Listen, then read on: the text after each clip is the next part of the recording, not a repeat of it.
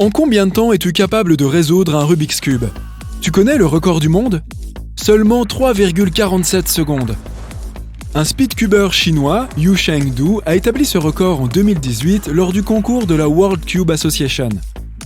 Mais 2 personnes ont encore battu ce record de manière non officielle. Il existe des enregistrements d'un speedcuber philippin de 14 ans qui l'a résolu en 2,78 secondes et d'un garçon chinois de 12 ans qui a réussi à le terminer en 2,68 secondes.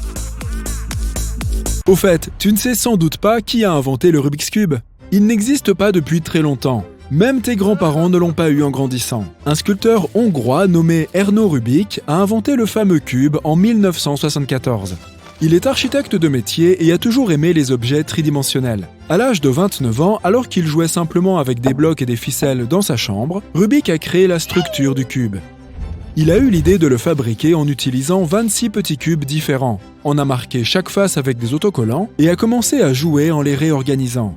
Les couleurs se sont mélangées, créant quelque chose de très joli. Ensuite, il a voulu le remettre en ordre avec chaque face d'une seule couleur. Mais cela s'est avéré être plus compliqué que prévu et Rubik a alors réalisé qu'il venait d'inventer un casse-tête. Ce qui est drôle, c'est qu'il lui a fallu 1 mois entier pour trouver une solution à son propre jeu. Elle consistait à aligner d'abord les 8 cubes d'angle. Ensuite, il a déposé un brevet pour son invention. Les premiers Rubik's Cube ont été produits fin 1977.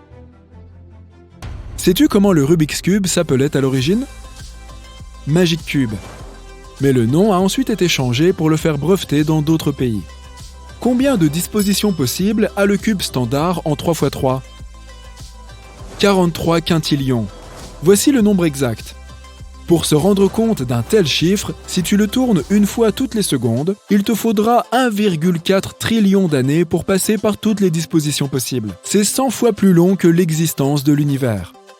Cela peut paraître surprenant, mais le Rubik's Cube n'a pas connu un succès immédiat. Au départ, personne ne s'intéressait à ces cubes, car ils étaient simplement rangés dans des boîtes, parmi d'autres jouets. Mais un commerçant a fini par se rendre compte de leur potentiel, et il a décidé de parier sur le casse-tête et d'en faire la promotion. Son équipe a commencé à présenter le cube, en montrant comment le résoudre, et assez rapidement, il a connu un succès fou. Aujourd'hui, le Rubik's Cube est l'un des jouets les plus vendus de l'histoire, avec les Hot Wheels, les Barbie, les poupées Cabbage Patch et les Lego. Au fil des décennies, plus de 450 millions de cubes ont été vendus dans le monde entier. Le premier record du monde du Rubik's Cube a été établi en 1982 par un étudiant qui l'a résolu en 22,95 secondes. À l'époque, cette vitesse était impressionnante car le cube original était bien plus difficile à faire tourner. Les modèles modernes sont bien plus perfectionnés. Ils ont de meilleurs mécanismes de rotation et des aimants qui permettent au cube de s'enclencher parfaitement. Ainsi, un speedcuber n'a pas besoin de tourner à fond et peut effectuer jusqu'à 12 rotations en une seule seconde. À quelle vitesse un robot peut-il le résoudre? En 2018, un couple d'étudiants du MIT a construit un robot capable de résoudre un Rubik's Cube. Il lui a fallu seulement 0,38 secondes. Il a un avantage considérable en termes de vitesse par rapport aux humains. Il peut effectuer 55 rotations en une seconde, soit 5 fois plus. Autre avantage, la machine résout le cube de façon très précise, en plaçant chaque fois les cubes avec précision. Les speedcubers utilisent cette technique lorsqu'ils coupent les coins pour gagner du temps. Cela signifie qu'ils ne terminent pas complètement la rotation avant de commencer la suivante, puisque celle-ci mettra de toute façon la précédente en place. Si les humains pouvaient atteindre la vitesse de la machine, le fait de couper les coins ferait éclater le cube. Mais 3 secondes, c'est quand même assez impressionnant. Sais-tu qui d'autre est obsédé par le cube, à part les adolescents? Les mathématiciens. Ils sont hypnotisés par ce cube depuis des décennies, occupés à essayer de trouver l'algorithme le plus efficace pour le résoudre. Il existe de nombreuses techniques. La solution originale de Rubik lui-même consiste à aligner d'abord les 8 coins. La plus courante consiste à terminer d'abord la couche supérieure. Celle-ci nécessite jusqu'à 120 rotations pour résoudre le casse-tête. Combien de coups nécessite la technique la plus efficace? Les mathématiciens ont calculé que cela correspondrait à 22 rotations. Mais, fait amusant, cette technique n'a pas encore été découverte. Alors, peut-être que tu pourrais être celui ou celle qui la trouvera. Et en considérant qu'il est possible de faire 12 mouvements en 1 seconde, tu pourrais alors résoudre le cube en moins de 2 secondes et établir le nouveau record du monde. La technique la plus rapide qui ait été découverte nécessite 52 rotations. Et ce qui est amusant, c'est que, jusqu'à la toute fin, le cube semble être complètement désorganisé. Et puis, soudain, tout se met en place avec seulement quelques ultimes rotations. Cette technique a été découverte par la mathématicienne britannique Morven B. Tristel, qui l'a mise au point en utilisant un ordinateur et les règles de la théorie des groupes. Sais-tu qui a écrit l'un des meilleurs livres pour les débutants pour apprendre à résoudre le Rubik's Cube? Un adolescent. Le livre s'appelle You Can Do the Cube. En 1981, un écolier de 13 ans a trouvé une solution pour le cube et a créé une anti-sèche pour ses amis, qui était très simple et pouvait être comprise par des novices. L'un de ses amis l'a montré à son père, qui travaillait dans une maison d'édition. Le père l'a tellement aimé qu'il a aidé le garçon à le publier. Il est devenu un best-seller. Tu as déjà entendu parler du Rubik's Snake? Après le cube, Rubik a continué à concevoir des jouets. Malheureusement, aucun n'a surpassé le succès du cube. Mais le serpent est aussi très populaire et tu peux le tordre pour produire différentes formes. Sais-tu que tu peux participer à des championnats de speedcubing? Le premier a été organisé par le livre Guinness des records et s'est tenu en 1981 à Munich. L'année suivante, il s'agissait déjà d'un championnat du monde organisé à Budapest. Après le championnat du monde de 1982, le suivant n'a eu lieu qu'en 2003 à Toronto. Par la suite, il y a eu un championnat du monde tous les 2 ans. Traditionnellement, chaque participant résout le cube 5 fois, et la moyenne des 3 performances du milieu est comptée comme le temps final et détermine le gagnant. Ainsi, le détenteur du record n'est pas forcément le gagnant de la compétition, mais bien sûr, le record entre dans l'histoire.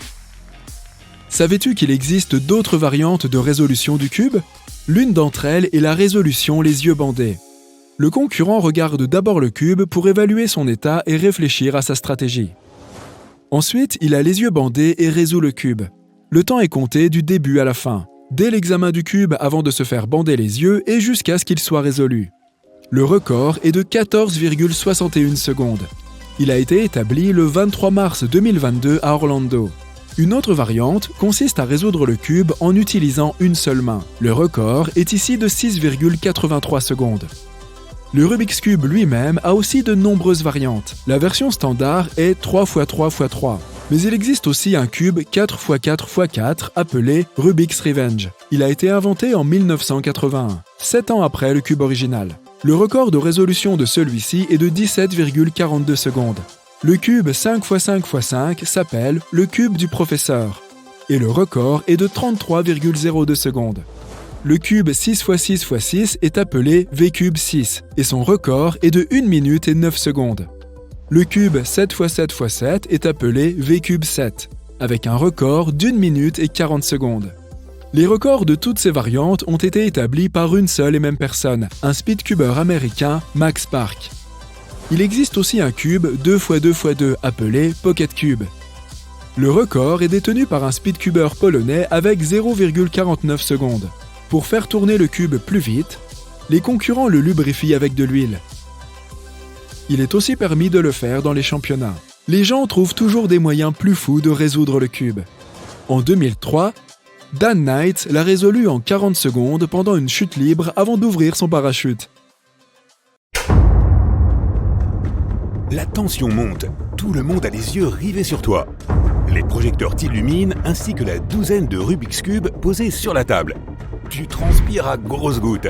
Réglage du chronomètre et c'est parti. Tu attrapes un cube de niveau 1 et tu commences à trafiquer avec tes doigts jusqu'à ce que tu trouves la bonne combinaison. Un cube de niveau 1 est facile et il ne faut que quelques mouvements pour le résoudre. En général, la meilleure méthode pour résoudre un Rubik's Cube, c'est de placer le carré blanc au centre et de le maintenir vers le haut. Il faut alors créer une croix en utilisant ce carré blanc comme centre et placer toutes les autres couleurs en croix. Il faut chercher un carré blanc dans le dessous du cube. Si ce carré est dans le coin, laisse tomber. Il vaut mieux choisir de bouger un carré qui servira pour notre croix. Tiens ton cube par le dessous et tourne le côté jusqu'à ce que le carré blanc soit au bon endroit. Tourne ton cube de 180 degrés. Tu vas former une ligne de carré blanc dans ta face du haut, là où se trouve ton carré blanc central. La suite est un peu plus compliquée. Il faut former le reste de la croix en t'assurant de ne pas défaire la ligne que tu viens de réaliser. Regarde bien ton cube et essaie de localiser les autres carrés blancs. Tu vas peut-être avoir l'impression de tout chambouler, mais tourne la face du haut dans le sens opposé des aiguilles d'une montre après avoir placé le carré blanc nécessaire sur la droite de ton cube. Après cette étape, tu dois chercher le dernier carré pour former ta croix. Il est probablement au bord en bas. S'il se trouve au centre, tu peux le déplacer vers le bas, puis le remonter jusqu'à obtenir ta croix. Ce faisant, les carrés centraux seront adjacents à des carrés de la même couleur et bien partis pour former une croix, comme sur la partie blanche.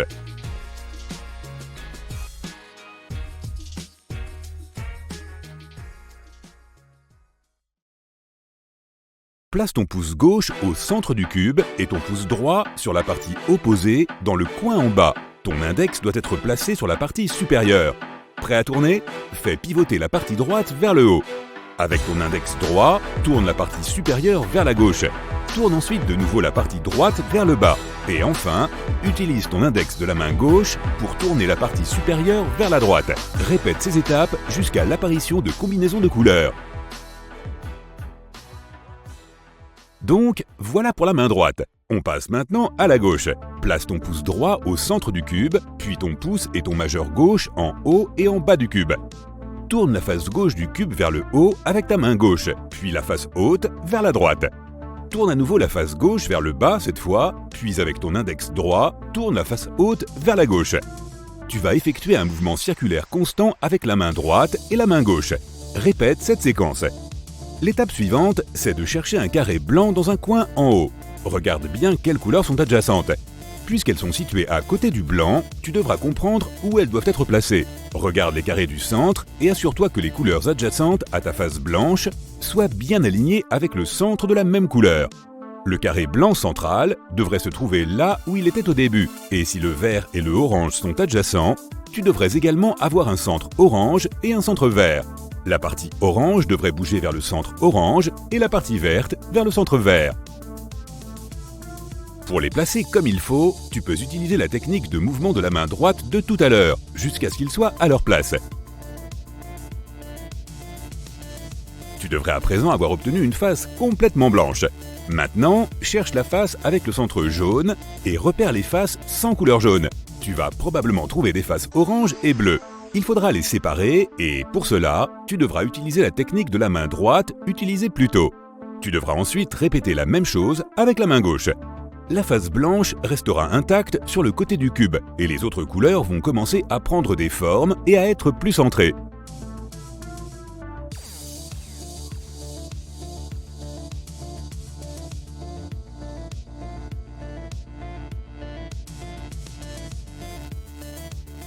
Continue de déplacer les carrés vers leur couleur centrale. Tu risques de te retrouver avec une face multicolore.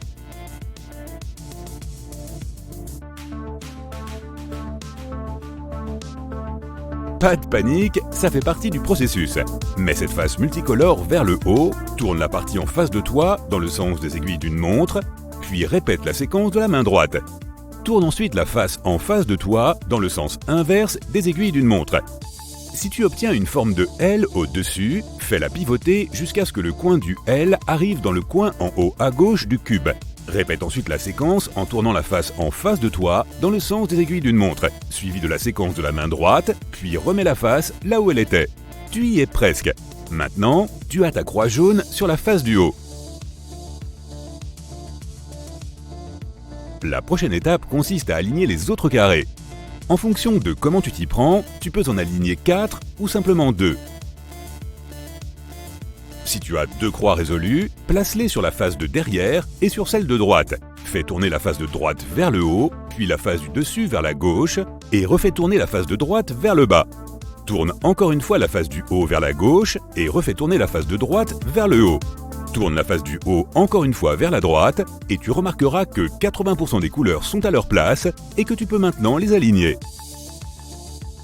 Regarde les coins et vérifie que les 3 couleurs externes du coin soient à leur place. Si aucune couleur n'est à sa place, il va falloir utiliser une nouvelle séquence pour les déplacer. Fais tourner la face de droite vers le haut, puis la face du dessus vers la gauche et la face de gauche vers le haut. Répète cette même séquence en faisant tourner la face de droite et la face de gauche vers le bas. Si rien n'est à sa place, répète encore une fois la séquence. C'est la dernière ligne droite.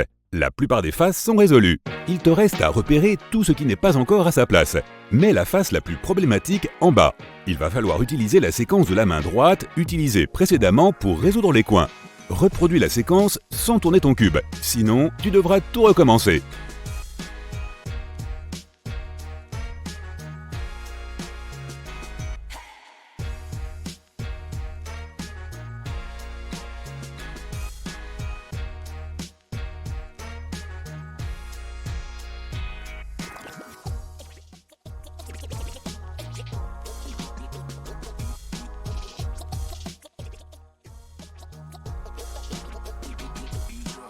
Continue un peu, et voilà, c'est fait.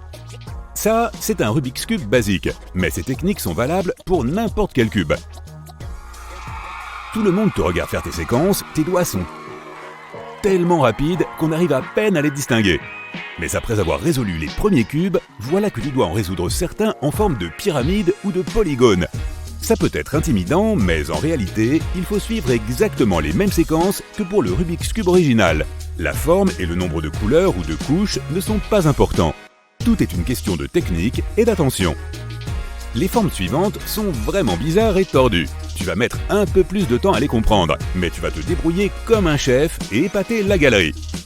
Tes doigts sont fatigués, tu en es au niveau 99. Tu fais une pause pendant qu'on te sort le dernier cube. C'est un molosse de 19 carrés sur 19. La foule est sous le choc. Les couleurs sont complètement éclatées et tu as seulement 3 minutes pour le finir. Tu prends du temps pour évaluer la situation, mais ton cerveau ne répond plus. Tu es face à face avec le plus gros puzzle du monde et tu ne savais même pas qu'il existait. Tu as beau être impressionné, il suffit encore une fois d'utiliser les mêmes séquences. Tu n'arrives même pas à tenir le cube entre tes doigts tellement il est gros. Tu dois le prendre avec tes mains. Le compte à rebours démarre et tu commences. Après avoir complété les premières étapes, tu cafouilles et tu dois tout recommencer. Tu essaies de te calmer et tu reprends. Il ne te reste que 30 secondes et tu es en train de résoudre les coins. C'était plus facile avec tes doigts. Maintenant, tu dois utiliser toute la paume de la main. Plus que 3 secondes. C'est fait. Tu as résolu tous les puzzles du niveau 1 au niveau 100. Tu es un véritable champion. Trop cool!